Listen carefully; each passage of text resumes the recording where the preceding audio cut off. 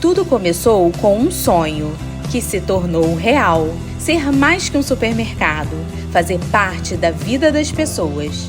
Crescemos por Niterói com respeito e vontade de servir bem. O real é o sorriso no caixa, o pão quentinho, a fruta fresquinha, é vizinhança, é encontro, é carinho no dia a dia. Supermercados Real, presente na sua vida. Oi pessoal, eu sou Mário Dias Ferreira, começa agora mais um episódio do 3A Pode Mais, o podcast da 3A Eventos. Estou com Armando Barcelos, Karen Casalini, tudo bem pessoal? E aí Mário, beleza? Ótimo. Nossa convidada de hoje é a Monique Danello, minha colega jornalista da TNT Esportes, setorista do Flamengo, da Seleção Brasileira, mas com experiência também em esportes olímpicos, já cobriu a Olimpíada, Copa do Mundo. Recentemente estava nos Estados Unidos cobrindo o Campeonato Mundial de Futebol da FIFA, preparatório para a Copa do Mundo. Mas ela é crossfiteira, ela também é esportista, é mãe das gêmeas, da Alice e da Helena. Tudo bem? Seja muito bem-vinda. Obrigada, agradeço demais o convite de vocês, um prazer estar aqui, né? Eu sempre digo que tenho muito orgulho de tudo que existe de esporte em Niterói, porque eu acho que a gente respira muito esporte, né? Então, para a galera que certamente está acompanhando a gente do Brasil inteiro, acho que é muito legal ter a oportunidade de estar aqui, contar um pouco da minha história e do quanto a gente que vive aqui nessa cidade respira e gosta de esporte. E você treina num dos galpões mais renomados de Niterói do Brasil. Seu professor, seu head coach já veio aqui, Eric, o Eric, né? Fera, Armando. Brabo. Legal pra falou caramba. que ela é aluna aplicada, hein, Karen? Ele também não dá moleza, então se eu não for aplicada, eu tô ferrada. Ainda é meia maratonista, tá? Já fiz duas. Tá vendo? Então vamos falar sobre isso, vamos falar sobre corrida e óbvio que você vai falar um pouco dos desafios da profissão, o seu trabalho no futebol, uma mulher num ambiente com marmanjos. Verdade. E também essa situação de problemas que a gente tem no dia a dia, desafios que você já passou por alguns na saúde, com as suas filhotas que estão aí também agora plenas, mas tiveram também uma dificuldadezinha, né, na hora do parto. Você também que revelou recentemente, até nos nossos colegas, o Cantarelli, lá no Charla, né, de um problema que você tinha, fez uma cirurgia. Tem assunto pra caramba pra gente tocar aqui, mas eu queria saber como é que começou a sua relação assim, com o esporte. Você é de Niterói, nasceu aqui. Qual era a sua modalidade preferida? Educação física era a disciplina preferida na escola? Adorava. Tinha outras preferidas, né? Acho que não virei jornalista à toa. Sempre gostei muito de português e história. Mas eu sempre gostei muito de esporte, né? O meu avô, ele jogava futsal e a minha avó jogava vôlei. Eles foram federados no Rio, enfim. Eu não nasci em Niterói, eu nasci no Rio de Janeiro. Me mudei pra cá quando eu me casei, tem 10, vai fazer quase 11 anos. Então eu sempre tive essa cultura do esporte dentro de casa. O meu pai me levava muito para estádio. Já vou antecipar que eu não falo o meu time pro público, né? Por uma questão de segurança mesmo do meu trabalho, porque eu trabalho na rua, né? Então eu evito tocar nesse ponto, mas eu sempre tive o hábito de ir a estádios com o meu pai. E de um outro lado, a minha avó e meu avô, que tinham muito essa coisa do esporte olímpico na veia, por praticarem outros esportes.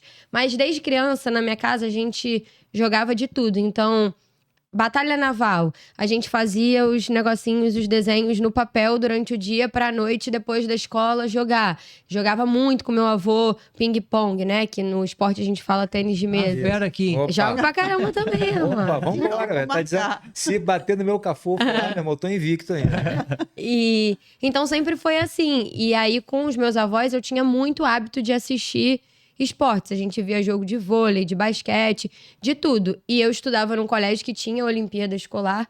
Eu, no auge do meu 1,62 m, agora, né? Antes era melhor ainda. Eu participava em todos. Eu jogava basquete, vôlei, futebol. Eu queria estar em todas as modalidades que fossem possíveis. Mas eu sempre gostei mais de handebol. Era o esporte que eu mais gostava de jogar, assim, na escola. Karen eu é do handebol curtia. também. Eu joguei handball na escola também. Eu adorava. Muito bom.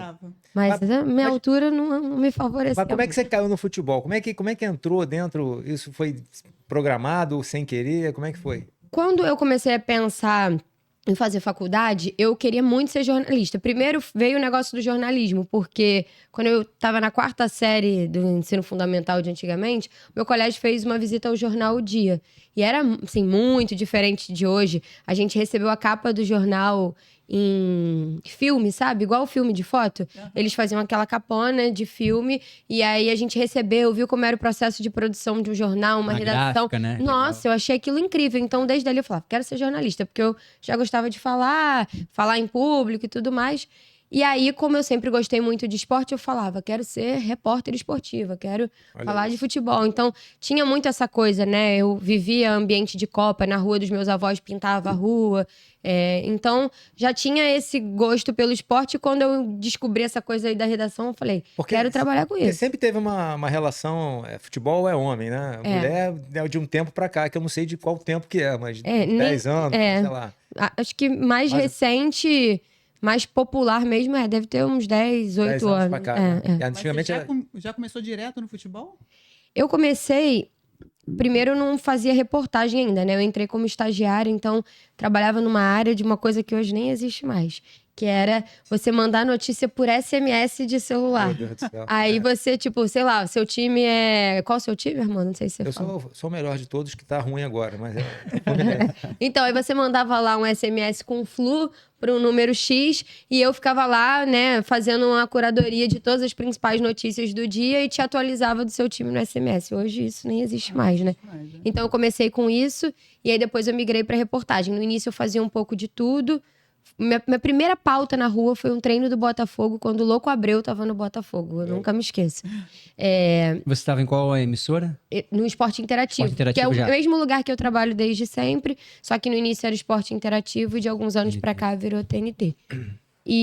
Mas aí depois eu fui migrando um pouquinho pro Olímpico, que acabou sendo a minha formação maior no Olímpico, mas desde sempre fazendo coisas de futebol. Agora, você já começou onde você queria estar, no esporte, né? A minha experiência já foi diferente, eu sempre quis futebol, participar de transmissões em rádio. Hoje, já há 20 anos que a Band News FM tá no ar, fui o primeiro estagiário, mas eu trabalhei no Jornal Fluminense, fazendo economia, fazendo cidade, depois assessoria de imprensa. Eu tive outras experiências e não consegui ser setorista. Você, hoje, é setorista do time de maior torcida, uma pressão danada, o Flamengo cobre seleção brasileira, além do que você falou de Olimpíada, no Mundial, quando o Flamengo foi eliminado, cobriu o Fluminense, né? Como é que é você ser setorista de um time? Hoje é um pouco diferente de antigamente, quando não tinha assessoria de imprensa. Hoje são várias barreiras para você chegar e tem ali uns horários específicos de coletivo. Antigamente o repórter entrava no vestiário, eu cheguei a pegar isso no finalzinho, né? Eu ainda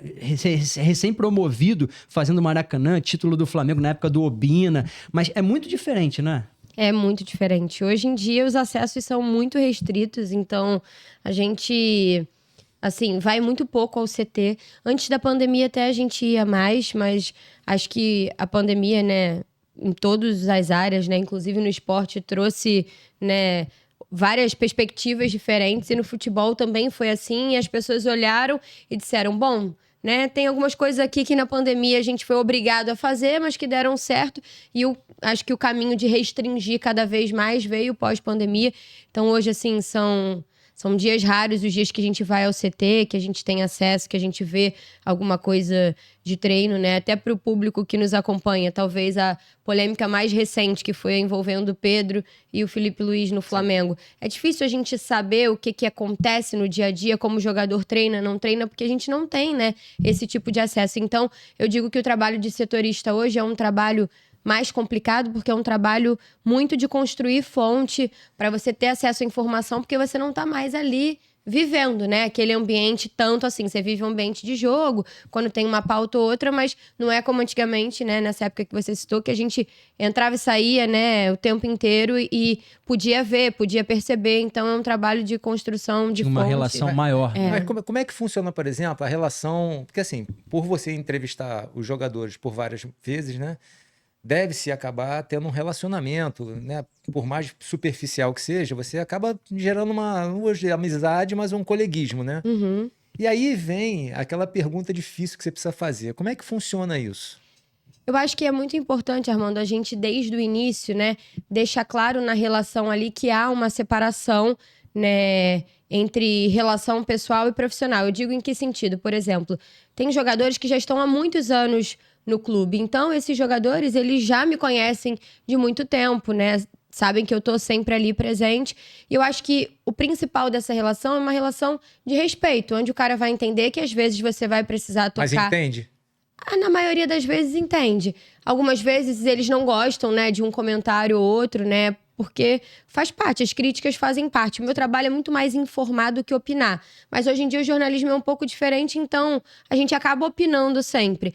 E eu acho que o importante é você manter a linha do respeito. Tá sempre jogando na linha da bola, não ultrapassar a linha da bola, que vai ser justo para os dois lados. E às vezes os jogadores até rebatem perguntas nossas, né? Hoje em dia, a gente pergunta alguma coisa numa zona mista, o jogador rebate, tá tudo certo. Eu acho que se for uma relação construída ali na base do respeito, facilita. E quando são esses caras que já estão há muito tempo no clube e que já conhecem o meu trabalho há bastante tempo, eu acho que fica mais fácil, entendeu? Porque as pessoas entendem qual é o meu estilo de trabalho. Mas já a minha gerou linha. algum estresse nesse sentido? Já... Principalmente por ser mulher, né? Então, eu, assim, por exemplo, coisas que já aconteceram por ser mulher, né? Não vou citar nomes para não expor ninguém, mas às vezes a gente tá lá numa entrevista coletiva, aí nós mulheres, eles homens, aí eu e você fazemos uma pergunta um pouquinho espinhosa ou um assunto delicado,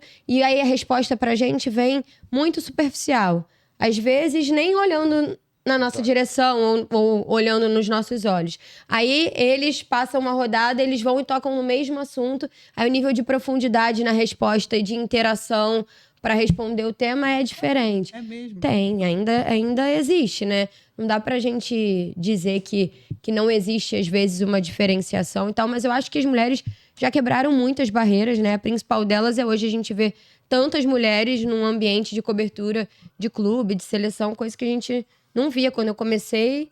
Sim, seleção especificamente, quando eu comecei, eram só homens, né? Eu quero voltar a esse tema, não só no jornalismo, mas também pra gente falar de uma presidente, que foi a Patrícia Amorim no Flamengo, clube que você cobre. Nadou comigo. Nadou com você e é importante. Mas já que você falou em relação, deixa eu destacar também que o 3A Pode Mais tem patrocínio master do Supermercados Real de Niterói, tem patrocínio de Powerade, Irmãs da Terra, Barcelos Esporte e o nosso novo parceiro, patrocinador chegando, Botequim do Japa. Já eu vou trazer informações para você. É um restaurante lá em Copacabana, uma maravilha, comida japonesa de melhor qualidade lá no Botequim do Japa. Mas voltando a falar sobre esse tema da mulher, não só na cobertura jornalística, mas também no esporte, a Patrícia Amorim no Flamengo, eu acho que nessa época, não sei se você já estava na cobertura do clube, mas ela foi muito criticada por ser do esporte olímpico, do esporte amador, tinha vários atletas de renome, Cielo, outros tantos, e naquela época falava-se que ela deixava o futebol de lado. Você acha que isso também foi um certo machismo, assim, ou um pouco que a torcida queria só o futebol e ela tinha uma visão mais macro do clube? Eu acho que, assim, são poucas as presidentes de clube mulheres, né? Hoje a gente vê a Leila Pereira fazendo um grande trabalho no Palmeiras também, e ela ainda sofre resistência com alguns temas. Naquela época, na minha visão, eu acho que para além de preconceito com mulher, de machismo, ou até da relação com o esporte olímpico, que eu acho, sim, que há muita diferenciação entre futebol e esporte olímpico, em vários sentidos, né? Eu cobri, como eu disse, olímpicos por 6 anos e eu sei que a forma de tratar é muito diferente, né? De tudo, no geral. É muito diferente. Assim como também é muito diferente a relação que a gente tem com os atletas olímpicos. As coisas que eu fiz com nomes multicampeões de modalidades eu fiz na minha vida de olímpicos. Coisas com Bolt, com Nadal, com Federer, com Phelps, com todos os caras campeões, medalhistas do Brasil. Tenho relação, abertura para fazer coisas que no futebol inimaginável. Não tem barreira, realmente. Inimaginável, não tem. E a gente sabe, né, o desafio, a dificuldade que os nossos atletas olímpicos sofrem. Então, não tem mistério que há uma diferença na balança de futebol para esporte olímpico. Mas naquela época, com a Patrícia, eu acho que passou mais por uma situação de falta de estruturação, né, de falta de estrutura do Flamengo. Era um momento muito complicado, financeiramente falando, esportivamente falando, né? Não era um momento em que o Flamengo... A estrutura do Flamengo também. O clube, a estrutura do futebol era precária, o clube não era um clube vencedor como é hoje em dia. Então, acho que é difícil a gente, né, colocar isso na balança, pensando hoje, né? O quão estruturado tá o Flamengo hoje, se ela voltasse à presidência hoje, com a força que o Flamengo tem, o dinheiro que o Flamengo tem, mas naquela época não era assim. Então, acho que a Patrícia também esbarrou, né, nessa dificuldade da falta de estrutura financeira e de estrutura mesmo do clube, que estava se reorganizando. Mas certamente ser presidente de um clube de futebol no Brasil, ainda mais de um clube do tamanho do Flamengo, Sem contar as questões políticas que envolvem, que é algo. Deixa eu te dar uma pesado. apertada aqui agora, vou dar uma apertada. Qual a sua preferência? Você prefere cobrir esporte olímpico ou futebol? Hoje em dia, eu prefiro cobrir futebol porque eu acho que eu alcancei o auge, né, que eu poderia alcançar, que é cobrir um dos maiores, se não o maior clube do Brasil, pelo menos em termos de repercussão, acho que junto com o Corinthians, né, o Flamengo tá ali na liderança, e cobrir a seleção brasileira. Então, em termos de projeção, de objetivo de carreira, né, acho que é um sonho para todo mundo que começa ali como repórter esportivo. Mas a pergunta não foi essa, eu falei o que você gostaria se você pudesse escolher, se os dois tivessem a mesma projeção. O que você acha que seria mais legal você cobrir? Eu já disse abertamente que eu prefiro cobrir a Olimpíada do que Copa do Mundo. Eu acho muito mais legal cobrir uma Olimpíada do que Copa do Mundo. Os atletas também é diferente. Muito diferente. Tem mais opção, né? Muita história. Muita história, assim. É muito legal. Cada Olimpíada é muito legal. É muito legal. Então, assim, as Copas que eu cobri, né? Eu cobri. Acho que 2014 foi mais geral que eu fiz muitas seleções e depois na reta final eu fui para o Brasil. Mas a Copa de 18 e 22, que eu só cobri seleção brasileira, eu costumo dizer que eu não via a Copa. Eu não via outros jogos, eu não sabia o que acontecia, porque você fica completamente imerso ali no ambiente da seleção. Então, no Catar, que era tudo no mesmo lugar, eu ainda conseguia viver mais. Mas na Rússia, eu fiquei isolada lá em Sochi durante muito tempo, então é muito diferente. Londres e Rio foram as melhores experiências da minha vida, assim, foi incrível. Então, levando em consideração as duas maiores competições, cobrir a Olimpíada é muito mais legal. Monique, quando você fica imersa, quando é setorista, tem essa questão de você focar, né, no clube ou na seleção, e quando tá um evento fora. E a família? E as meninas? Como é que é a sua rede de apoio? Quem te dá esse suporte? Claro que com a tecnologia você toma ligação de chamada, de vídeo, mas não é a mesma coisa. Não é. Mas assim, quando eu tomei a decisão de engravidar, foi uma decisão muito pensada, muito demorada. Eu fui engravidar depois de 10 anos de casada. Então, por quê? Porque a minha carreira sempre foi muito importante pra mim. E eu sabia que na hora que eu tomasse essa decisão, eu ia ter que fazer uma pausa. E a minha carreira também é muito cruel. Fazer uma pausa, às vezes, pode fazer eu perder o timing da coisa, né? Então, assim, eu tomei a decisão de tentar engravidar num momento em que eu já tinha alcançado, né, uma projeção. Uma projeção, já tinha, acho que, criado a minha credibilidade, alcançado ali o meu espaço, fincado o meu pé ali de, assim, eu cheguei aqui, as pessoas me conhecem pelo meu trabalho, e se eu tiver que dar uma pausa, eu acho que eu tenho capacidade de retomar de onde eu parei. Então, foi uma decisão muito pensada, e desde lá de trás eu já conversava muito com meu marido sobre, olha, vamos tentar engravidar, mas eu não vou parar de trabalhar, eu quero voltar e que a gente tenha uma rede de apoio para que eu possa continuar tendo a minha mesma rotina. Eu sei que isso é meio polêmico às vezes, porque a maternidade é um tema polêmico, né? Bastante. Eu digo que maternidade é única. Cada mãe vive a sua maternidade e a gente não tem que dizer se essa é a certa ou a errada. Tem mães que têm o sonho, né, de parar de trabalhar e poder se dedicar integralmente ao seu filho. Tem outras mães como eu que não vão ser felizes se largarem as suas carreiras. Então, eu acho que é muito pessoal. E eu sempre pensei assim. Então, hoje em dia, para ser possível, né? Eu tenho meu marido que me ajuda 100%, né? Que divide 100% a responsabilidade comigo.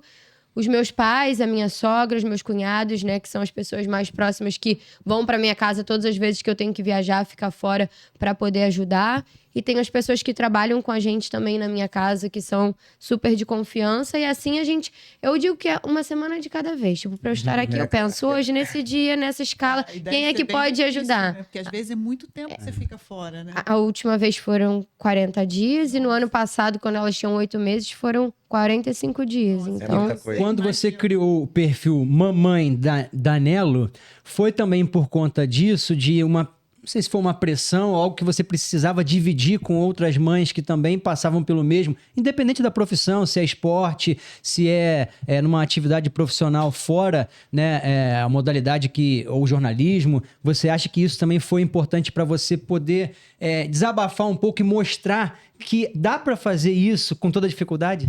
Foram duas motivações. A primeira delas é porque o meu público que consome esporte e futebol não quer saber de maternidade. Então, no primeiro momento que eu engravidei e postei uma foto lá de barriga, já perdi 500 seguidores.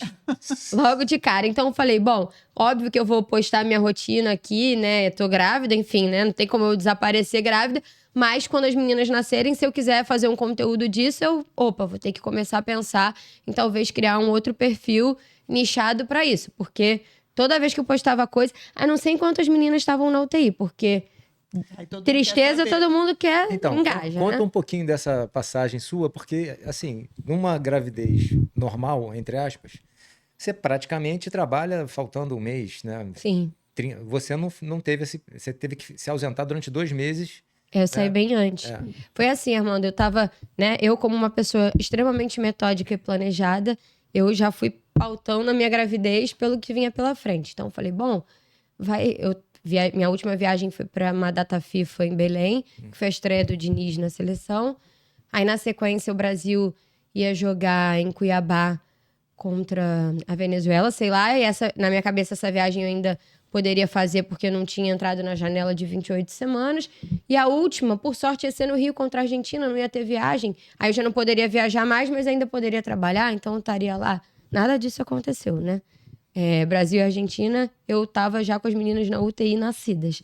Então... E antes disso, você também teve questões na gravidez, que você teve que ficar de campo. Eu saí com 22 semanas. Eu ia viajar pra Curitiba pra fazer um jogo, uma transmissão de Brasileirão. E aí, por sorte, na verdade, eu tinha a morfológica do terceiro trimestre, ou segundo trimestre, não lembro, naquelas semanas. Aí eu pensei assim, eu vou deixar pra sexta-feira, porque eu faço a viagem, na sexta-feira eu faço a ultra. Só que meu marido ia correr a maratona de Buenos Aires. E aí ele falou, não, mas eu já vou ter viajado pra Buenos Aires. Antecipa, faz antes de você viajar pra Curitiba. E eu fui na segunda-feira, linda e bela, fazer a ultra, cheguei lá, descobri que meu colo tava com 8 milímetros e tive que sair de lá direto pra ser internada. Nossa. Ou seja, foi Deus, né? Porque se eu viajo num esforço de levantar uma mala no avião, qualquer coisa, eu poderia perder as bebês ou então passar mal e ter que me internar em Curitiba e sem poder voltar. Então, assim, foi Deus mesmo, tudo foi Deus nessa história.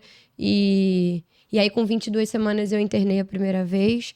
Depois eu consegui sair e ir para casa, mas com a obrigação de ficar absolutamente de repouso até o fim da minha gestação. Se eu levasse até 36 semanas, que seria o máximo ali para gêmeos, eu ficaria 14 semanas sem poder me levantar. E assim, foi muito difícil porque eu sou uma pessoa muito ativa. Então, você chegar pra mim e falar, acabou, você não vai trabalhar, você não vai levantar. No hospital, quando eu cheguei a primeira vez, Karen, a minha obstetra foi lá e eu falei assim, doutora, quantos dias eu vou ficar aqui e tal? Aí eu lembro que ela pegou no meu pé, assim, na ponta da cama e falou, no pior dos cenários, 3 meses, mas vai dar tudo certo. Aí eu fiquei desesperada. Aí ela saiu, eu falei pra enfermeira, eu preciso levantar rapidinho que eu queria ir no banheiro. Ela... eu acho que não tá liberado levantar nem pro banheiro. Mas como assim? Como é que eu vou ficar 3 meses deitada sem poder ir no banheiro? Nossa. E era isso, eu não podia, eu tomava banho no leito, fazia as necessidades no leito. Só que aí depois de 3 dias, por um milagre de Deus, o meu colo aumentou um pouquinho. E aí ela me liberou pra eu sair, fazer um procedimento que ajudaria a sustentar o colo, mas fazendo repouso em casa. Liberada só pra ir ao banheiro e eu tomava banho numa cadeira de praia deitada, porque eu não podia ficar nem assim 90 graus que fazia pressão. Então, gente, imagina, eu comia deitada, eu saía do banho, deitava, precisava de ajuda das pessoas para me trocar, penteava cabelo com a cabeça pendurada para fora da cama. Foi, assim, muito difícil, mas eu também sou uma pessoa que eu trabalho muito bem com meta, desafio. Então, se você falar, você tem que aguentar aqui não sei quantas semanas assim, eu vou pegar aquilo pra mim e vou. Mas foi muito difícil, muito difícil. Deixa eu te fazer uma pergunta operacional para você e pro Mário também. O Mário pode responder essa. Por exemplo, você ficou 2 meses, né, ausente da sua profissão, papapá. Quando você volta, tem uma dificuldade, é igual ao treino, você fica 2 meses sem correr, quando volta para correr, você volta pior.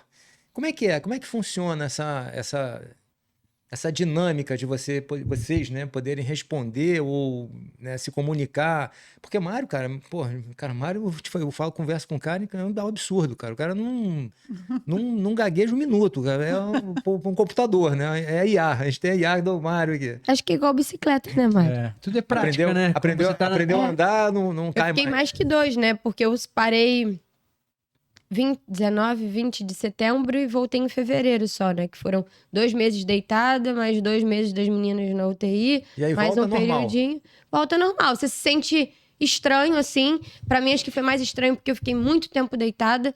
Então, mas, por exemplo, quando eu tava internada, tava tendo Pan-Americano no Chile. Ou seja, eu ficava lá no CHN o dia inteiro vendo Pan, todos os esportes. Pelo menos a informação chegava, né? Não, isso aí sim, via todos os jogos. Mas é que nem jogador, fica sem ritmo de jogo, né? É isso.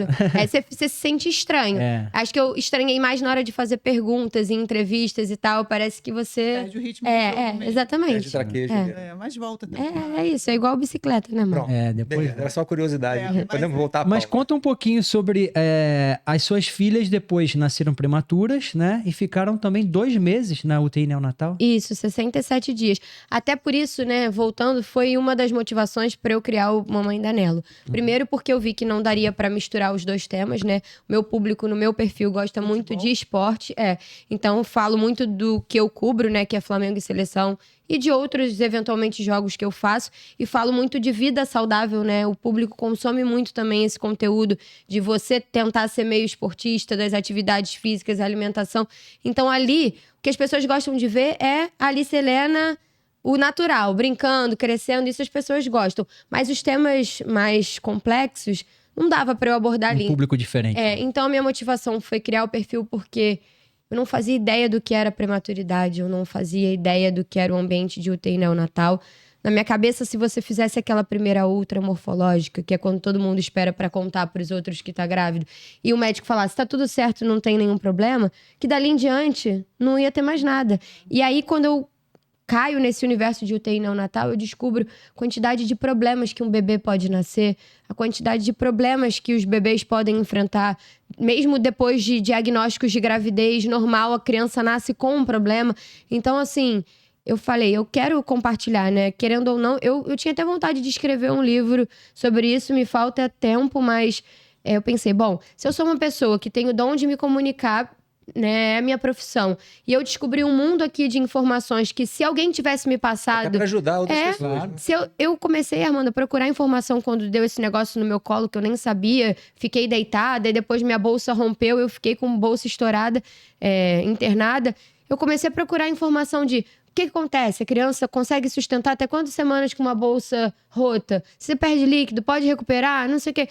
Tipo, não tinha informação. Então eu pensava assim, pô, se Deus me deu o dom de me comunicar e eu tô passando por isso aqui, eu tenho que pegar isso e tentar ajudar as outras pessoas de alguma forma, né? Então foi muito nessa intenção. Deixa eu aproveitar o gancho aí das meninas, Alice e Helena, porque um dos nossos patrocinadores é Irmãs da Terra, né? A família que tem uma loja de produtos naturais, saudáveis, bem bacana. Will, coloca na tela aí o QR Code com o cardápio que você pode conferir de Irmãs da Terra. Tem loja em Camboinhas, no Camboinhas Mall, região oceânica de Niterói, também no centro do Rio, na rua 7 de setembro.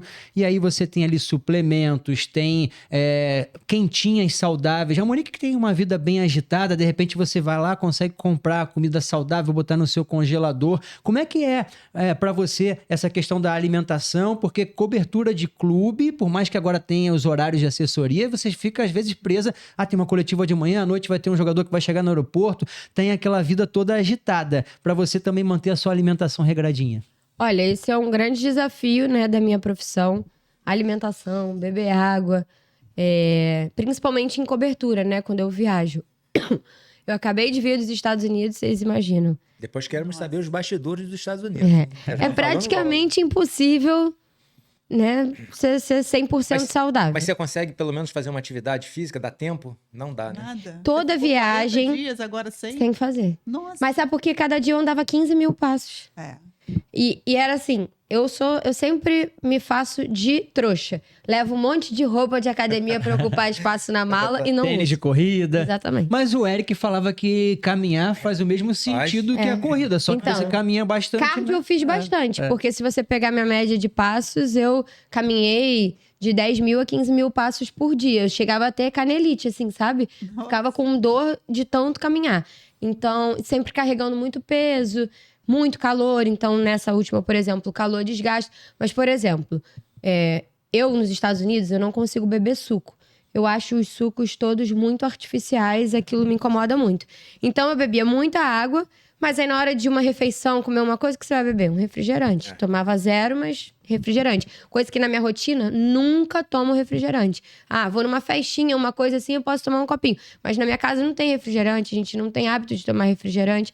Aí você já vai por aí.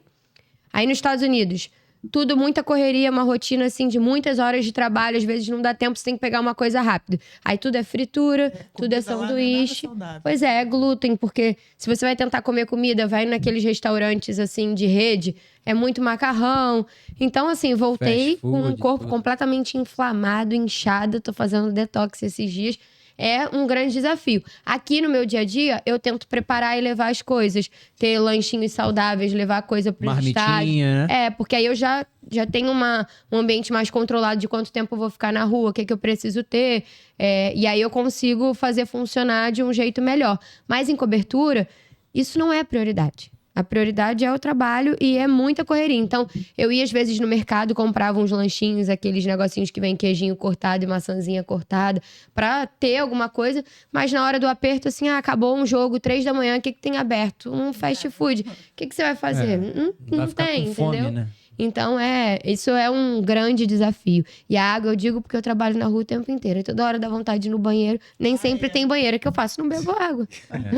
Isso aí eu, por exemplo, fico no estúdio muito tempo, né? Eu chego de madrugada, às vezes eu fico direto até 9 horas da manhã, não tem como sair do estúdio, então eu não posso mesmo? beber muita água. É cara. o que eu faço E a também. hidratação é principal pra gente Vai ter que ir com a de fralda, voz e tudo, botar né? uma fralda. Não, já teve transmissão que, assim, pouquinho antes do jogo começar, eu já estava com vontade Meu de Deus. ir ao banheiro.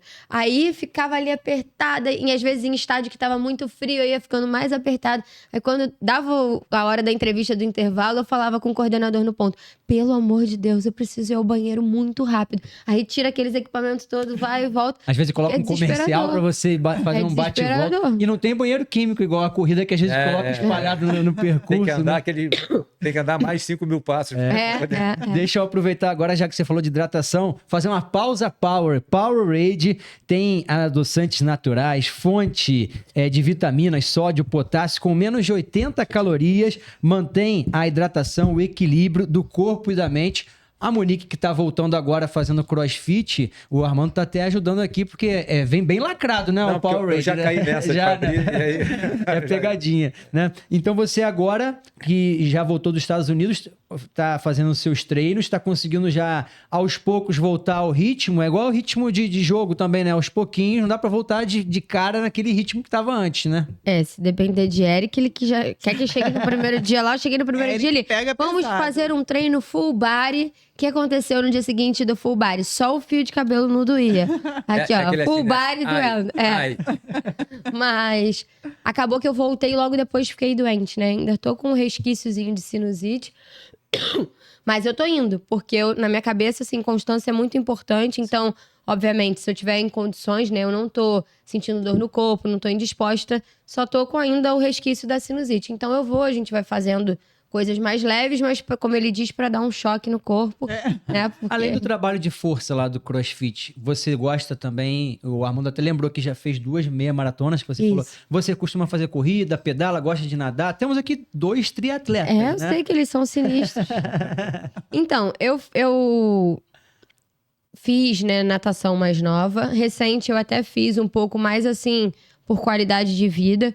Mas a corrida foi o esporte que quando eu comecei a entrar numa rotina, assim, de ser mais constante praticando atividade física, a corrida me ajudou muito, porque eu criei um ciclo ali de amigas que iam na mesma assessoria, aquilo foi me motivando. Comecei com prova de 5 quilômetros. Como eu disse, eu sou muito movida a desafio. Então, eu acho que é difícil pra mim correr sem correr distância maior se eu não tiver uma meta lá, vou fazer a prova tal.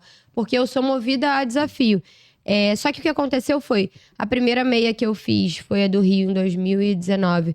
Foi ótima, o ciclo todo, a experiência. A segunda, o ciclo foi ótimo, mas na última semana eu comecei a sentir uma dorzinha aqui no quadril.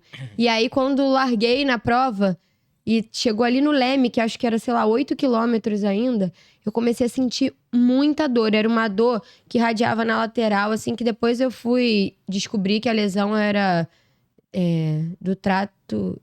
Trato iliotibial. Isso aí. Esse É um nome que nem sei falar, mas doía como se fosse o joelho doendo, né? Na hora parecia uma dor de joelho e ao mesmo tempo pegava aqui no quadril. bem comum. E desde o Leme eu comecei a ter que parar pra ficar alongando. E eu alongava sem saber o que era. Eu sentava no chão, lembro no aterro, eu sentada tipo com a perna na frente assim, tentando alongar. Mas eu falei, eu não vou desistir. Eu caminhei em vários momentos, trotei, demorei uma vida pra completar, mas completei.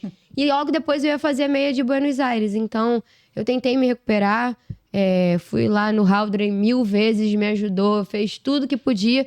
Mas eu corria 1,5 km, a dor voltava. E dizer pra vocês, até hoje, é assim. Eu ainda tem que sinto alongar. dor. Esse alongamento é muito ruim de fazer Muito, sozinho. muito, muito. Você tem que ter uma Mas ajuda essa externa. questão que você falou da corrida, a gente já falou aqui várias vezes também em outro podcast, de que como é importante ter esse grupinho, A né? comunidade é muito importante. Gente, a comunidade da corrida é muito boa. É muito boa. E faz com que você tenha motivação para ir treinar, não falte os treinos. E foi isso, assim, que me fez despertar para esse universo, né? Meu marido é maratonista, então eu já tinha um pouco dessa coisa.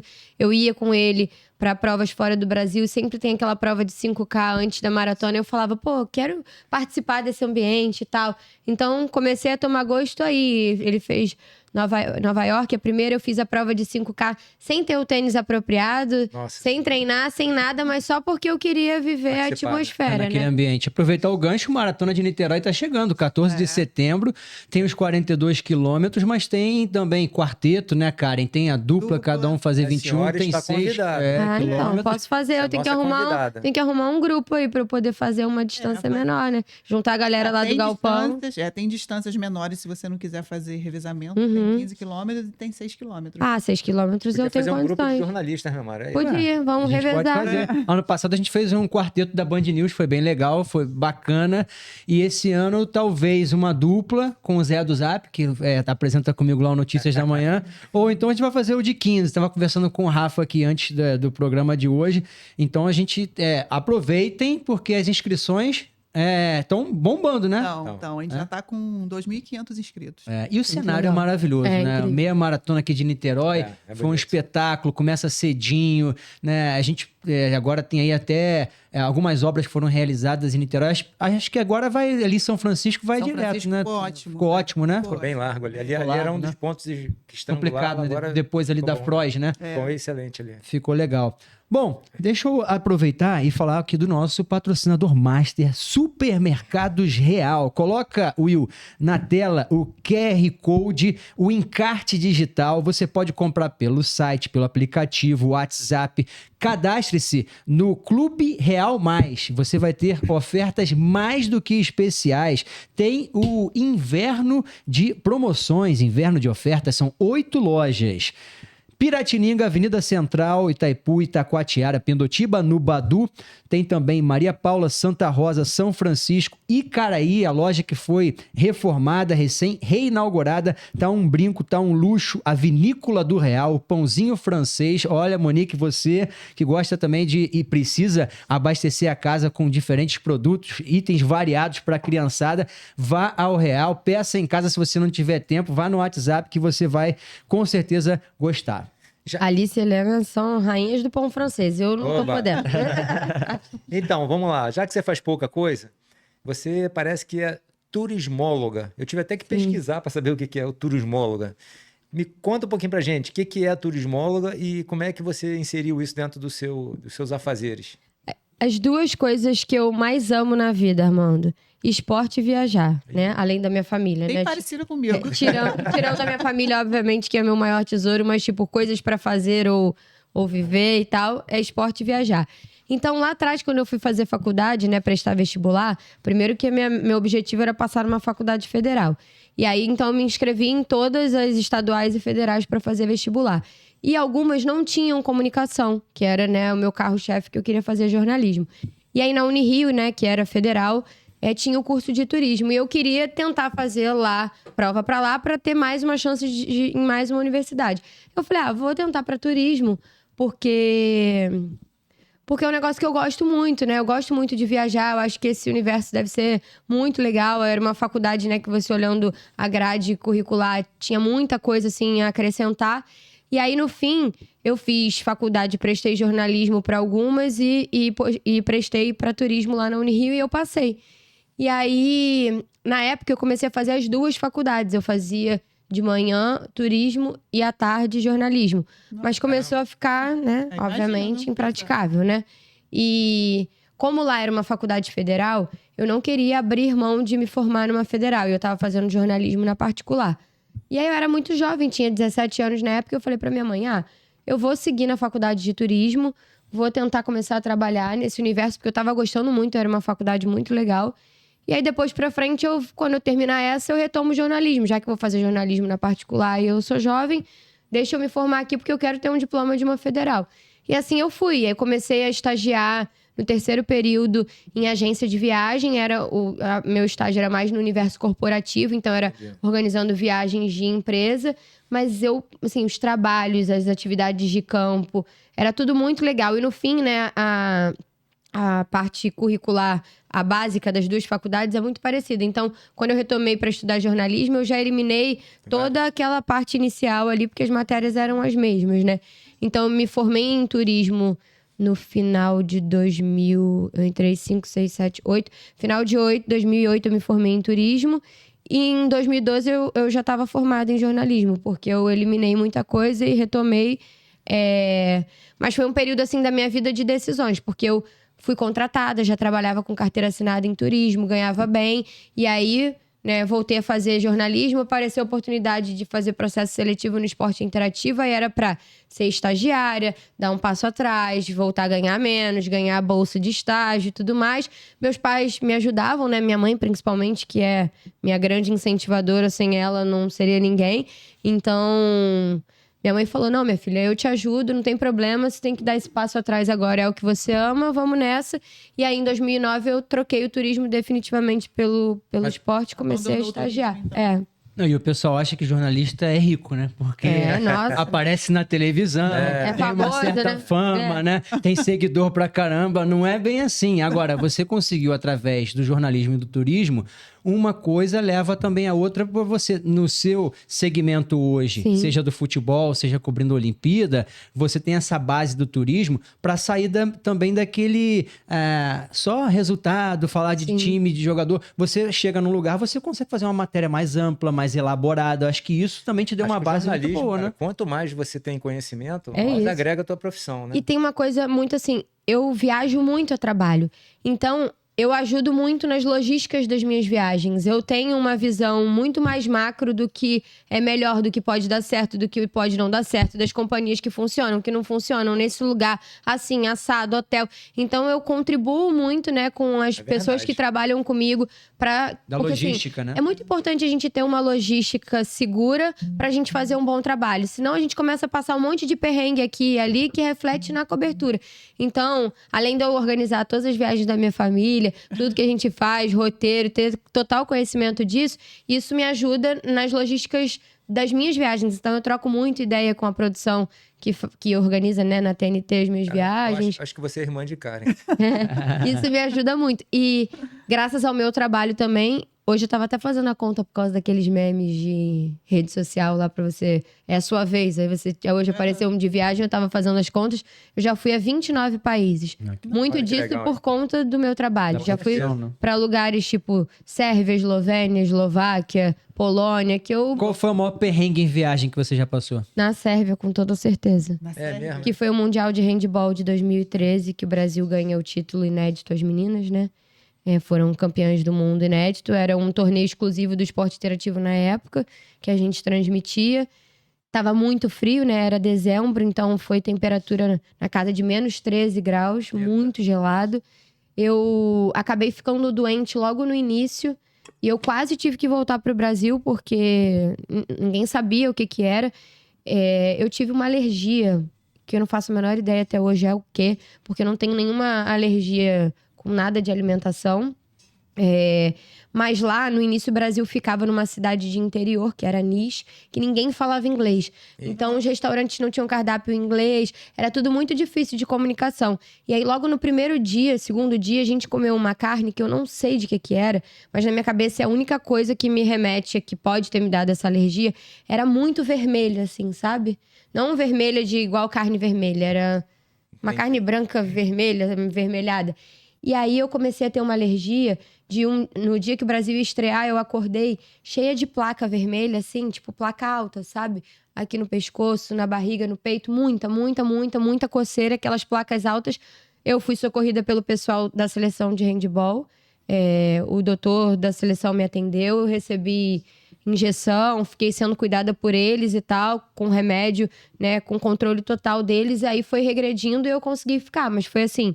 Tava acabando de começar, eu não pude comer mais nada até o final. Então, em todo lugar eu pedia chicken soup, ou uma sopinha de frango, ou filé de frango, arroz, sem temperos, por favor, pra não ter Agora, só problema. esse detalhe que você falou, fui socorrida pela equipe médica da seleção. Pra você ver como é que o esporte olímpico, como é que no handball, você que participou de Olimpíada, Sim. dentro e fora, Armando, É uma estrutura, é outra coisa, outra né, estrutura. cara? E também a proximidade com o jornalista, né? A facilidade até que você tem de conversar, de não ter aquela barreira. É importante, Olimpíada, né, cara? É cara? uma família, né? A família olímpica, assim, é por isso que eu perguntei do futebol, porque eu sei que o futebol acaba sendo um pouco impessoal, né? Você acaba não conseguindo desenvolver relacionamento, que diferentemente do esporte olímpico, as entrevistas que você faz, né?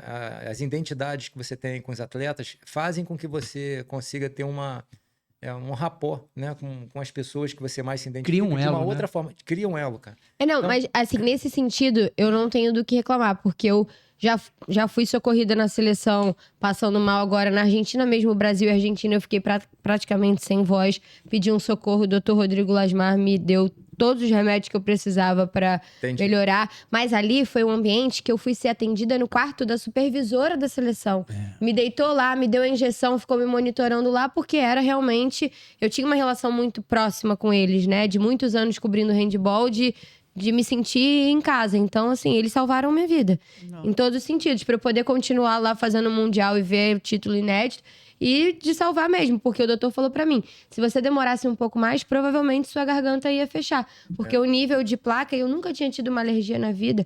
Olha que eu levo bolsa, assim, com todo o medicamento que você possa imaginar. Mas eu não tinha remédio pra alergia, porque eu nunca tinha tido alergia a nada.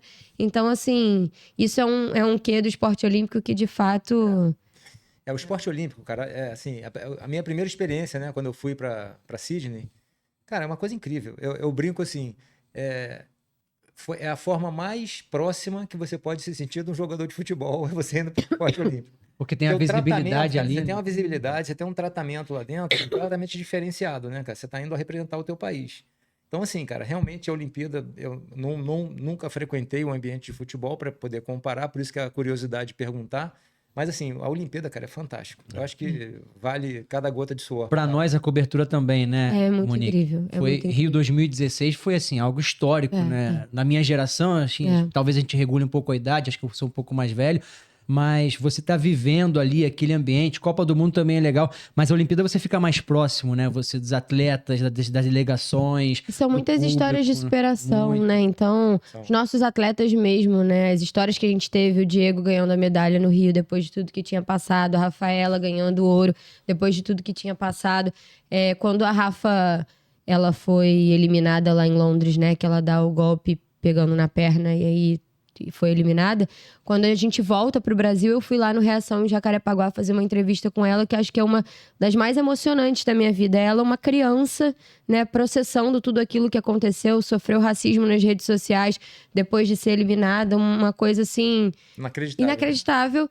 E aí 4 anos depois, ela já bem mais madura, ainda mais forte do que já era, ganha o ouro no Rio.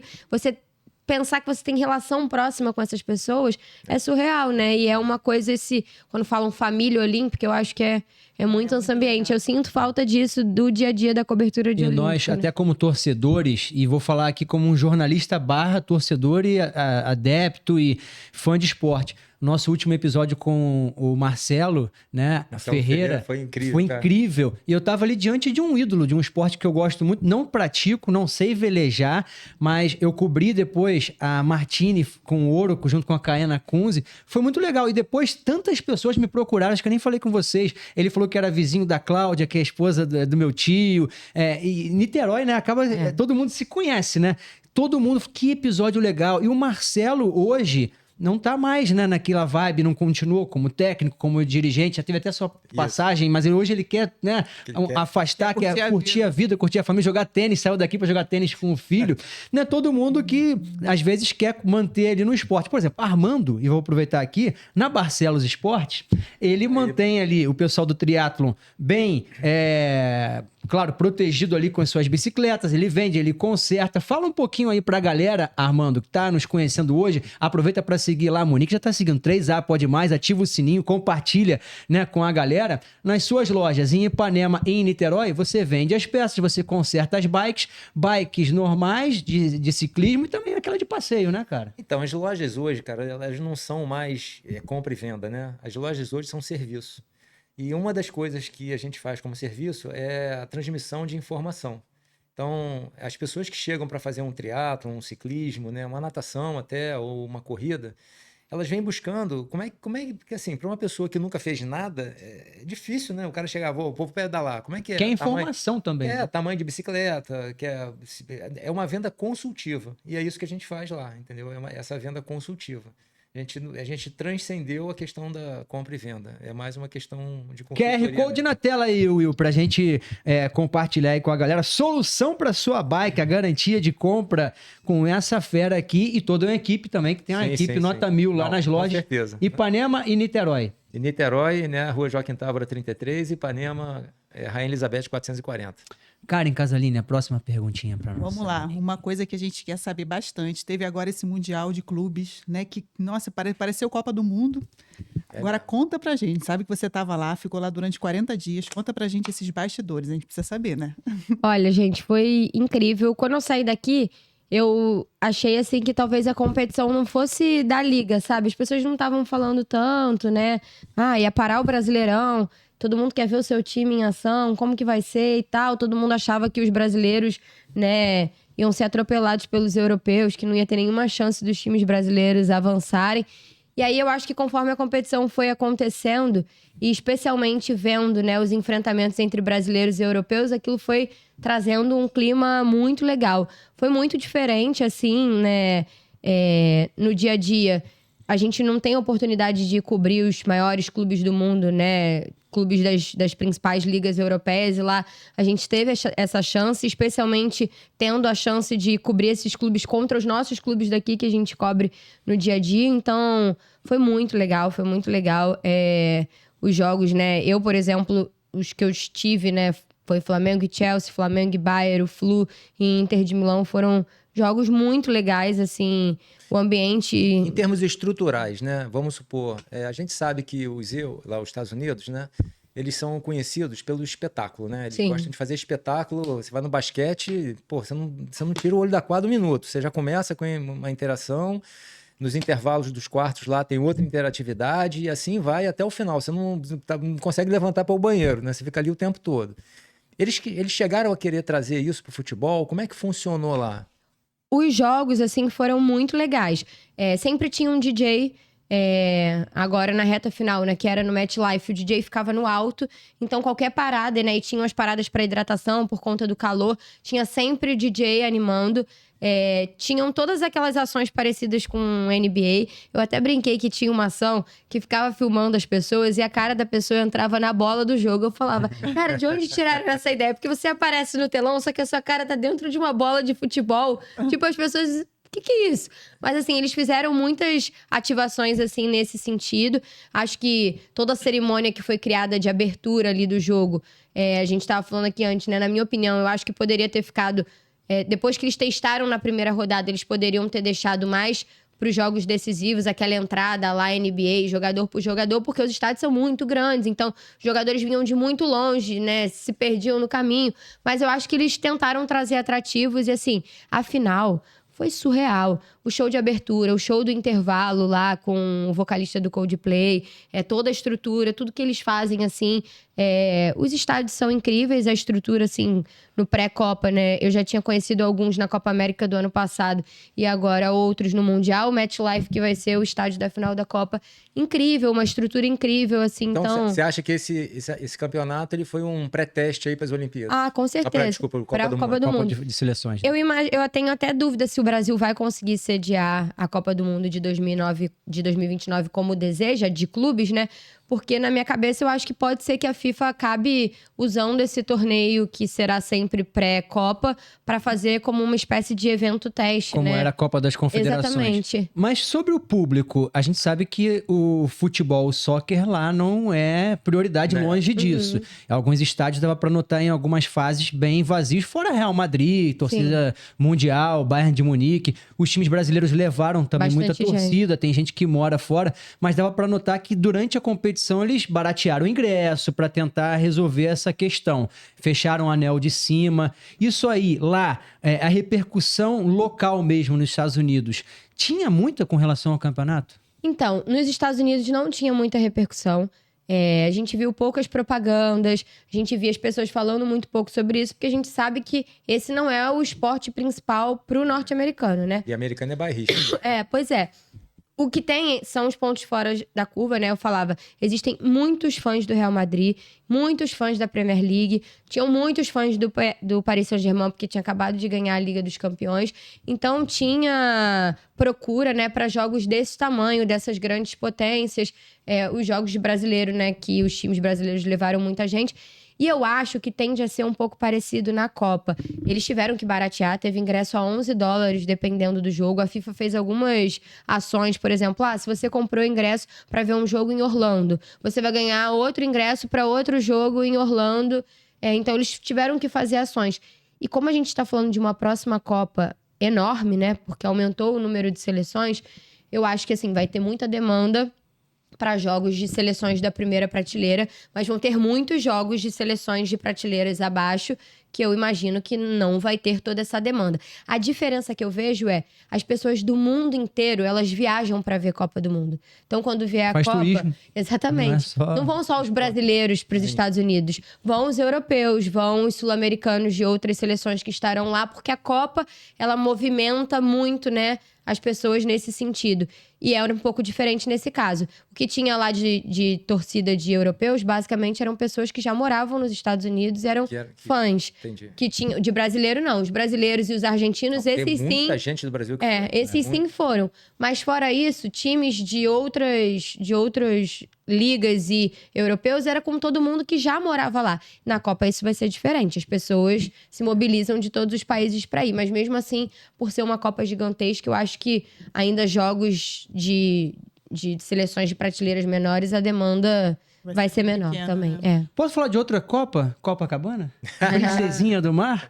Porque a partir de hoje o nosso novo patrocinador, o Botequim do Japa, procura nas redes sociais, @Botequim do Japa, com K, Botequim com K, Rua Xavier da Silveira, 15A, Copacabana, o melhor sushi do bairro, atendimento diferenciado, variedade no cardápio.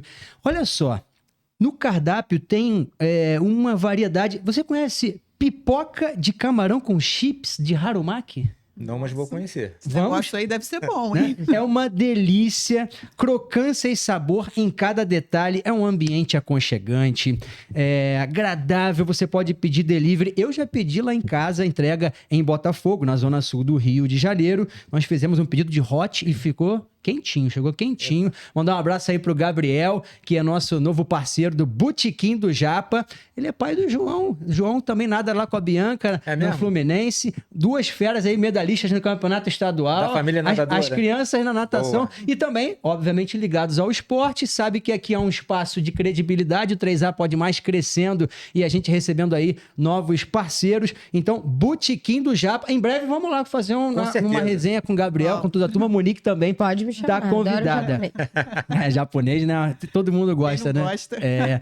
Então, olha só, Karen, a gente ainda tem um tempinho, né, Will? Já tá aí chegando na reta final, mas ainda temos 15 minutos finais. Eu acho que não tá na hora do ping-pong, não. Depois você vai saber que é aquele bate-bola com Karen Casaline. Dá pra gente falar sobre um episódio que eu sei que é um pouco delicado, não sei se você se sentir desconfortável pra falar, toda a transparência, mas como você já veio a público falar sobre isso, e eu acho importante porque Karen já falou aqui também sobre um câncer que ela teve, superou, sem vitimismo e poder também orientar as pessoas. Você teve um tumor ósseo na cabeça, fez uma cirurgia, né, na testa. Às vezes as pessoas perguntavam, o que é esse galinho que você tem, né? Você acha que aquele momento que você passou, você sempre lidou muito bem com isso, mas tem sempre aquelas pessoas que não são muito agradáveis. Você tem muitos seguidores, muita gente bacana e outros que não são tão, né, receptivos, né, a esse tipo de coisa. O que você pode passar? Isso foi um pouco antes daquele problema que você teve, antes do nascimento das meninas? Como é que foi? Foi, até porque eu precisei operar antes de tentar engravidar, né? Porque se eu tivesse tentando e tivesse grávida, eu não ia poder tomar anestesia e tudo mais. Eu comecei... Aquilo surgiu pra mim em 2010, mais ou menos. Parecia um galinho mesmo, assim. Eu achava que tivesse sido de alguma coisa, brincando com meu irmão, de dar cabeçada e tal. Só que não entendia muito bem. E aí foi numa mesma época que eu comecei a desenvolver enxaqueca. E aí comecei a investigar, investiguei tudo e me disseram, não é nada, é um osso, e era mesmo um osso, né? Você era bem aqui, você tocava, você via que era uma pontinha dura, e aí que o médico me explicou na época que o osso é uma parte móvel, né, do corpo, e às vezes quando a gente dá uma pancada, ele faz o que eles chamam de protuberância, e o que fez foi mais ou menos isso, assim, né? O osso era aqui, fez assim e ficou esse galinho. Isso tinha um nome, né, que era osteoma. Só que, na verdade, isso já era um tumor ósseo, que no início, né, foi diagnosticado como se fosse o osso mesmo tendo feito esse movimento. E na verdade, era um osteoma. Então, depois de um tempo, começou a ter a sensação de que estava ficando maior. E aí, foi quando eu comecei a trabalhar com TV também. Então, começou a chamar mais atenção. E aí, começou a me incomodar. Primeiro, eu sabia que não tinha um risco de saúde, né? Sentia dor? Então, na reta final eu comecei a sentir dor, não no local, mas muita dor de cabeça. Porque esse tumor ósseo, né, que eles dizem que é um tumor ósseo benigno, mas que pode provocar ali, depois de um tempo ele pode começar a crescer, pode provocar dor de cabeça e pode se transformar numa outra coisa pior. Então, na reta final, tinham duas situações. Uma era a situação estética, que eu nunca quis fazer cirurgia porque eu tinha medo de ficar uma cicatriz maior do que era o ossinho, pelo meu trabalho. E aí, assim, dependendo da iluminação, as pessoas nem percebiam. Tinha gente que convivia comigo muito tempo, não fazia ideia que eu tinha isso. E eu fui levando. Mas me incomodava, porque eu fazia um vídeo pra TNT, vários comentários eram sobre isso. Se era uma luz que estava aparecendo um pouco mais, as pessoas só comentavam sobre isso. E, ao mesmo tempo, foi um período que eu comecei a ter a sensação que estava aumentando. Eu comecei a ter muita dor de cabeça várias vezes. E aí eu voltei, né, a investigar tudo. E aí, eu me lembro, eu fui pra Copa do Catar.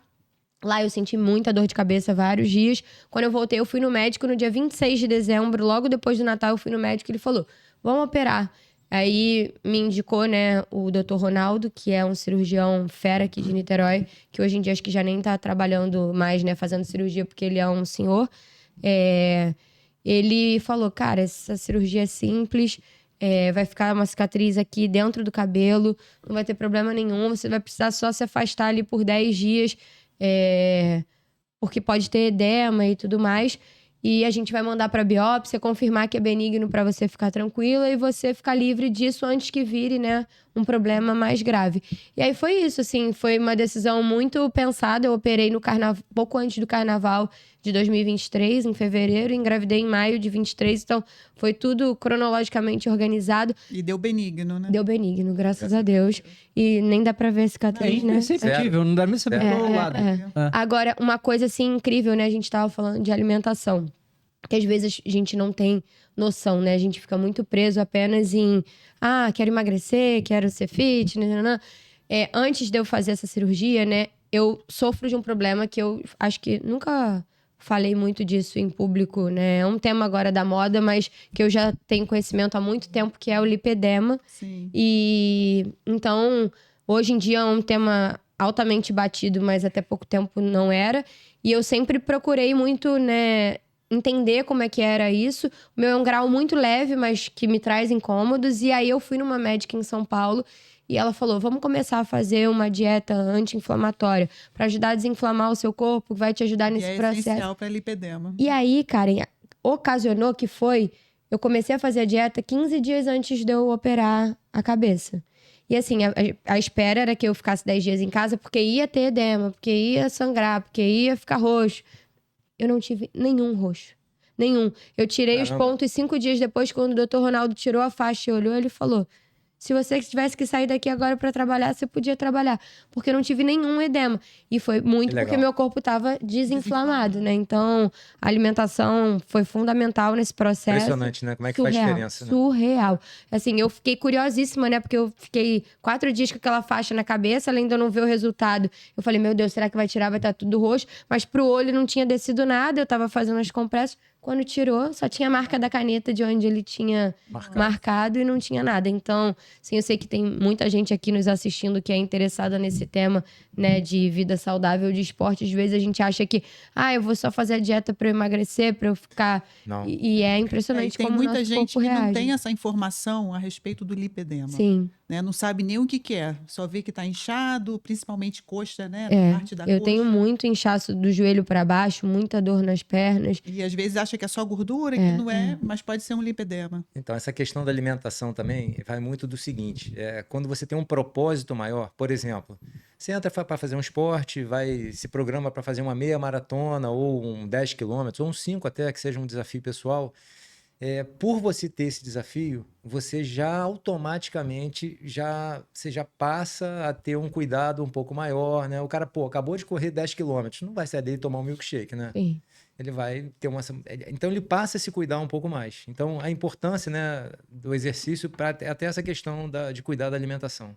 E aí foi isso, graças a Deus deu benigno e aí foi um problema que eu tirei da minha vida ali que acabou se arrastando por 13 anos. Talvez lá atrás, se eu tivesse mais informação de que era simples. Não sei se lá atrás era tão simples também, né? Porque a gente sabe que a medicina né? Evolui muito. Mas foi um sucesso a cirurgia, sim. Não ficou marcas, o pós foi muito tranquilo. E o principal, que foi o resultado da biópsia que deu. Como é que você mantém o acompanhamento médico? Você mantém as suas atividades físicas Sim. de acordo com as possibilidades de agenda, de viagem? Faz o crossfit, dá uma corridinha. E, claro, né, tem a prioridade que é sempre a família. As meninas, vai parque, às vezes cansa mais e desgasta um pouco mais fisicamente. Com as crianças tem que ter o cuidado, toda aquela atenção, do que fazer uma meia maratona, né? Entre aspas. Né? Hoje eu não faço também as corridas de longa distância, não só por tempo, mas a questão do lipedema, né? A médica me pediu que evitasse corrida de longa distância, aí digo, de meia para cima, por quê? Porque o impacto, ele não ajuda, né? O que eu tenho que fazer hoje eu tenho que fazer pelo menos 5 vezes por semana musculação. Para combater o lipedema, que é uma doença genética, você tem que fazer treino de força, né? Então, hoje ela me libera para fazer a corrida de distâncias curtas, mas não para entrar num ciclo de treino de maratona e meio maratona, porque briga um pouco com o meu objetivo do momento, né? Que é resolver, né? Ou amenizar essa questão do lipedema. Então, eu faço a corrida como um cardio, né, faço os estímulos, tiro na esteira, né, aí o Eric fica puxando minha orelha que ele fala que eu tenho que voltar a fazer as provas de curta distância para ter uma motivação, porque isso eu posso fazer 5, 10, mas essa questão do trato iliotibial fica pegando. Mas então, cara, isso é muito simples de curar, tá? Não é difícil nada, é só saber alongar certinho. Caraca, porque você começa, não, hoje não tá doendo não, e daqui a pouco tá. Mas, então eu priorizo o treino de força que eu faço com o Eric lá no galpão, praticamente de segunda a sexta. E aí, encaixando os cardios, eu sou uma pessoa que enjoo muito rápido das atividades. Então, eu falo, treino de academia que passou a série do mês inteiro, não nem vai. pensar. Eu sou igualzinha, não consigo. Terrível, né? Ficar ali 30 dias indo todo dia fazer a mesma coisa. Não. Então, o Eric já sabe, ele passa os treinos variados. Aí eu já joguei beach tênis, parei porque engravidei, ainda não voltei. Tô querendo entrar na aula de tênis que eu já fiz lá atrás. Então, eu gosto de variar os estímulos de cardio, assim, eu já fiz Muay Thai, às vezes eu vou... Faço um tempo, volto com um professor particular. O negócio é estar ativa, né? Fazendo esporte. Aí o que eu foco é fazer o treino de força, que é a minha necessidade. E é muito importante, né? Pensando na longevidade. E aí os cards eu vou... Aí ele já me botou pra baixar um aplicativo de passos. Aí a meta é não sei quantos mil passos por dia. Aí eu ando com a Alice Helena na praia pra cima e pra baixo. Vou lá batendo as metas de passo e assim vai. E agora a Niterói começou com a Orla Viva, né? Bacana, na praia de fim de Caraí, semana, né? né? Liberada Legal, a pista São Francisco para as famílias, atividade para os Muito bom. idosos. Muito bom. Achei muito bacana, Também. estimulando o ciclismo, tal qual já tem área de lazer, né? Com Zona certeza. Oeste do Rio, Isso vai ser muito Copacabana. bom. Muito bom, né? Fim Já de tem no semana já Ibirapuatá, tava, começou no último fim de semana, então tende a desenvolver mais ainda. Karen, eu acho que chegou o momento da gente fazer aquele ping-pong, já que ela é boa também no tênis de mesa, né? Qualquer dia vai ter um Adoro. embate junto Então com vambora. a Armando Barcelos. Está desafiado. Vamos lá. Qual foi o estádio mais emocionante que você trabalhou? Mais emocionante? Eu vou puxar um dos jogos mais emocionantes que eu trabalhei, que foi o Estádio Nacional lá de Lima, que foi a final da Libertadores de sabia que você ia falar 2019, que foi o lugar que eu mais vi gente chorando na minha vida, assim. Esse jogo foi incrível, cara. Foi surreal, aquela virada do Flamengo pra cima do River. Eu olhei pro lado, tipo, todas as pessoas que estavam no estádio estavam chorando. Criança, adulto, homem, mulher, adolescente, novo, velho, todo mundo chorando. Então, assim, em termos de carga de emoção, acho que pelos mais de 35 anos sem ganhar uma Libertadores, pela virada da forma como foi O e tal. roteiro do jogo, né? O roteiro, assim, acho que que legal. foi o dia que eu vi mais gente chorando junto na minha vida, desde crianças a marmanjos. Ai, que legal. Conta pra gente algum mico que você já passou ao vivo. Um mico ao vivo? Deixa eu pensar. A gente sabe que repórter ao vivo sempre tem alguma já história. teve alguns, assim. Já tomei bolada na cabeça em jogo de vôlei. Que aí corta a bola que você tá lá Você tava falando e tomou uma bola. aí você tá falando aí, tipo, tá ao vivo trazendo as informações, eles estão aquecendo aí, dão aquela cortada, a bola quica e vem. Muitas vezes já tomei aqueles... quando a irrigação liga, você tá lá de Do costas, gramado. e você tá lá, aí de repente liga. Já teve muita coisa, assim, com mascote de time que você tá ao vivo, o mascote vem brincar, só que eles não têm muito controle, porque eles estão dentro daquelas fantasias, aí sai umas coisas assim. Teve uma que eu vi também, que você tava falando, filmando, e aí eu acho que foi um percevejo andando em você. Foi, agora recente na seleção, lá em Belém. Eu senti uma coisa assim e eu falei, meu Deus. Aí eu olhei, vi aquele bichinho, e aí ninguém entendeu o que era percevejo. Eu não sei se só minha avó falava percevejo, que é o bichinho que tem o cheiro ruim. Cheiro ruim, Aí é. mata o bicho, não, gente, Não não pode pode. matar, porque se matar vai ficar um cheiro horrível. Mas essas coisas acontecem, a gente tem que ter o jogo de cintura, né? Qual um sonho profissional que você ainda gostaria de realizar? Deixa eu pensar. Olha, Karen, eu posso dizer que eu sou muito feliz e realizada na minha carreira, porque eu acho que eu já fiz, né, e dei checkzinho na minha lista em tudo que eu queria fazer. Então, hoje em dia, eu trabalho pensando sempre no próximo, assim. Não é porque eu já vivi uma Copa, uma Olimpíada, que eu abro mão de sonhar com essas coisas. Então, vou falar o meu sonho mais recente agora, vou trabalhar e me dedicar e fazer o máximo para que ano que vem eu esteja na Copa lá nos Estados Unidos. É a minha meta. Outras coisas eu dependo muito do clube que eu cubro. Então, para eu voltar a uma final de Libertadores esse ano, eu dependo do Flamengo chegar na final. Então, sai um pouco do meu controle.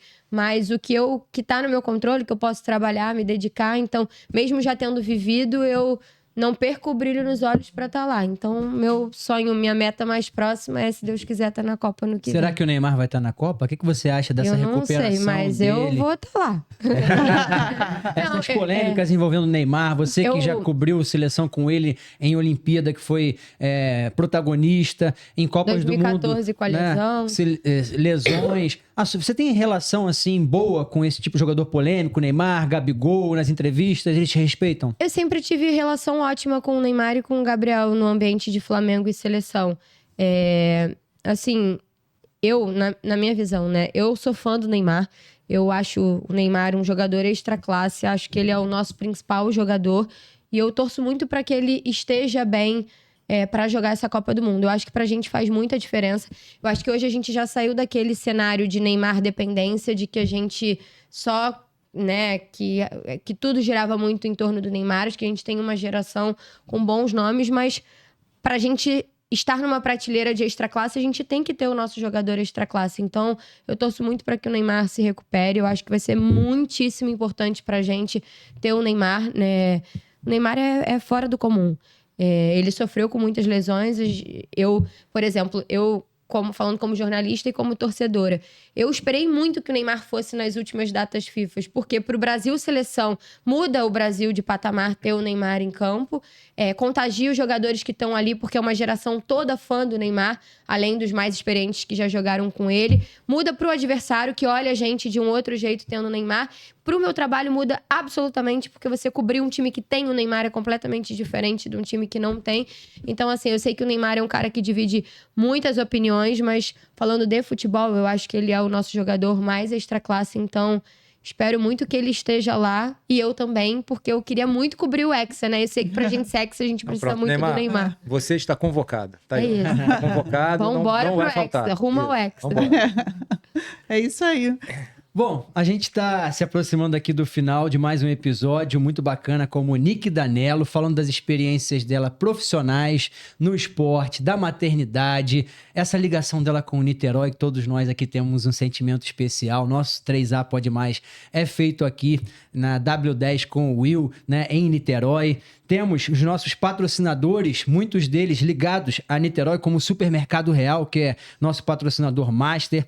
Tem aqui Barcelos Esportes com o Armando, referência no triatlo, no esporte, medalhista em várias competições e também participante de Olimpíada. Irmãs da Terra também surgiu aqui em Niterói, tem no centro do Rio. Powerade, que é uma marca nacional e internacional. Nosso novo parceiro, patrocinador também, o Botequim do Japa. Você vai ganhar brindes para você fazer as jornalista adora brinde, você sabe, né? Claro, óbvio. Quem não gosta, Comida né? e brinde, jornalista adora. Para você fazer suas coberturas lá nos Estados Unidos, quem sabe no sol, você vai estar protegida com o seu bonezinho. Muito obrigada. Se hidratar bastante. tem Água, que se que vai hidratar. ficar água Amei. térmica. Muito Alimentação, obrigada. você que é fit, pra criançada também, pra fazer suas Amei, corridas, pra levar lá amei, para amei. o seu galpão lá com o Eric, dividir lá com a turma, né? Irmãs da Terra.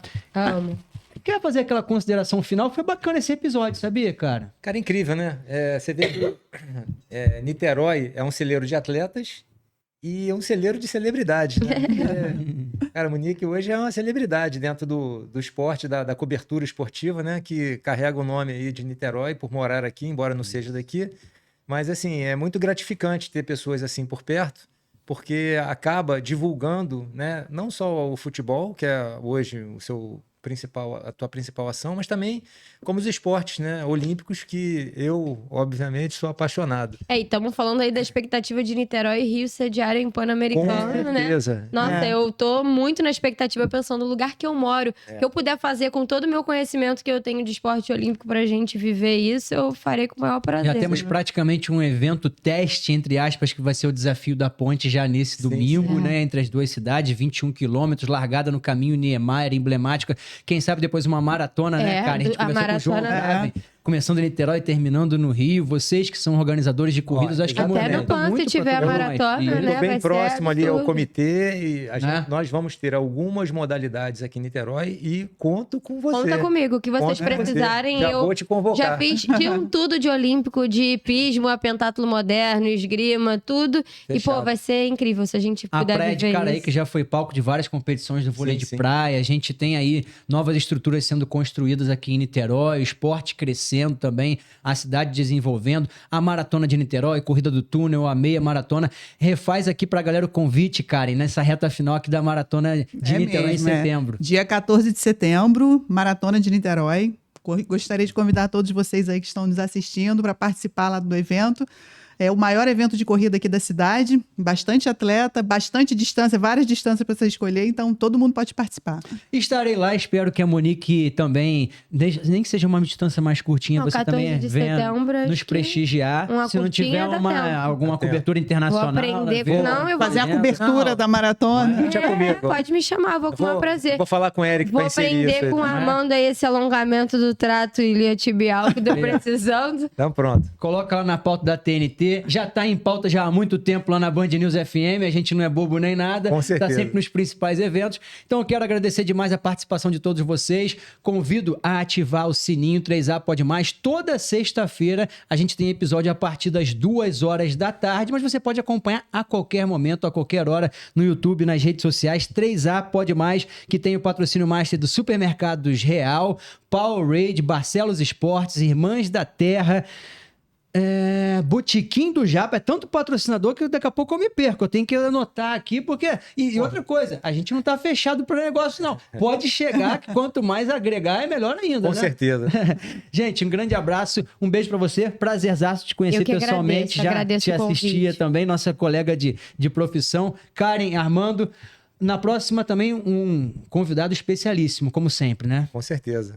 Com certeza. Isso Vocês ainda vão- é secreto, porque ainda estamos agendando com ele. E, ó, mas é de peso, hein? Tem De uma peso. turma boa de aqui, peso. né? A gente só tem que ver a agenda, porque essa galera tem muita Tem, viagem, tem. tem muitos compromissos. Gente, um grande abraço pra vocês e até a próxima.